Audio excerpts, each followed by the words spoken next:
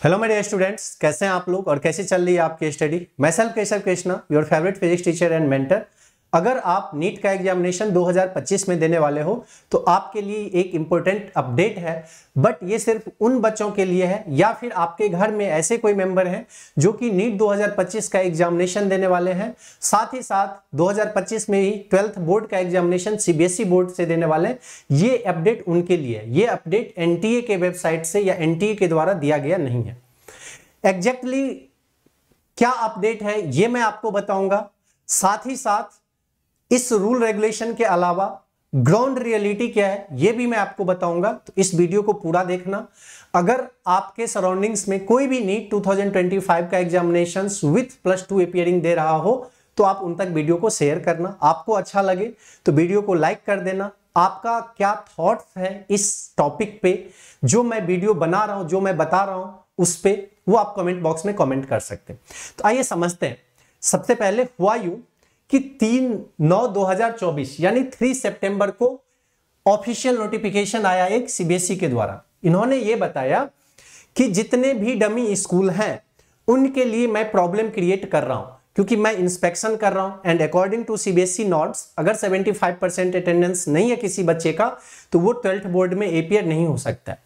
आपको पता होगा कि मैक्सिमम जो बच्चे नीट एंड जेई का तैयारी करते हैं वो डमी स्कूल चूज करते हैं। इससे बेनिफिट ये होता है कि उनको रेगुलर स्कूल नहीं जाना पड़ता है और उन टाइम को सेव करके वो अपना प्रिपरेशन करते हैं।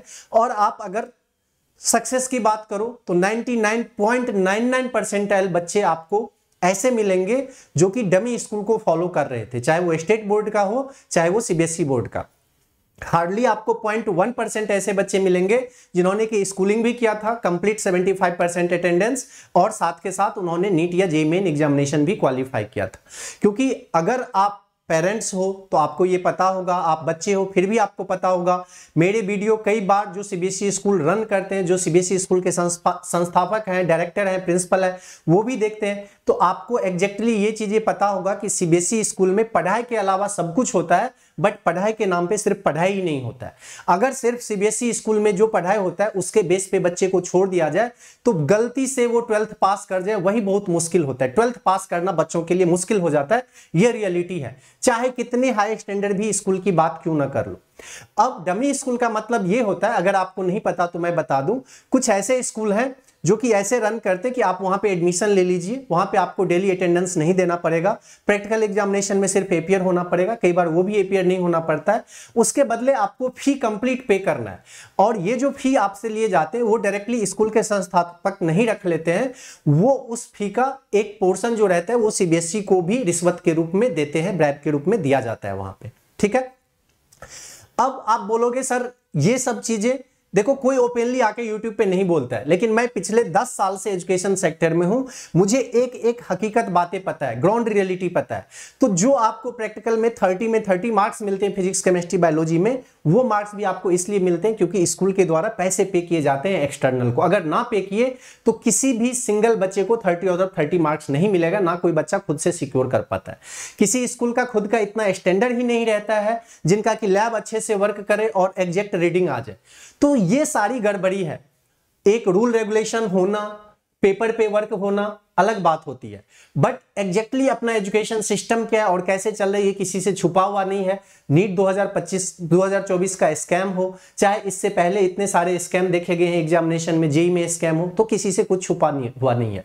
तो अकॉर्डिंग टू सीबीएसई इन्होंने बोला कि राजस्थान के कई सारे स्कूल में और दिल्ली के कई सारे स्कूल में इन्होंने क्या किया कि बिना बताए गए वहां पे, और जाने के बाद उन स्कूल को चेतावनी भी दिया गया। जिन बच्चे का 75% अटेंडेंस कम है उनका रिकॉर्ड चेक किया गया, अगर ऐसा है तो आप एग्जाम में एपीयर नहीं हो पाओगे। अब बात करते हैं रियलिटी पे, ये ऑफिशियल नोटिफिकेशन यहाँ पे खत्म हो जाता है। अब बात करते हैं रियलिटी पे। अगर आप डमी स्कूल से पढ़ाई कर रहे हो और अगर आप डमी स्कूल चूज किए, 2025 में आपको एग्जामिनेशन देना है, तो आप थोड़ा सा 0.001% भी घबराए नहीं। आप जितना फी पे किए हो उतना फी आप पे करते हैं।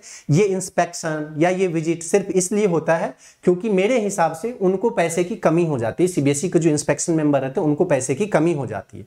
जब वो कोई स्कूल को विजिट करते हैं या उनको कुछ डराते धमकाते हैं तो वहां से एक मोटा रकम लैक्स ऑफ रुपीज लेके वो जाते हैं वहां पे और फिर बैठ जाते हैं।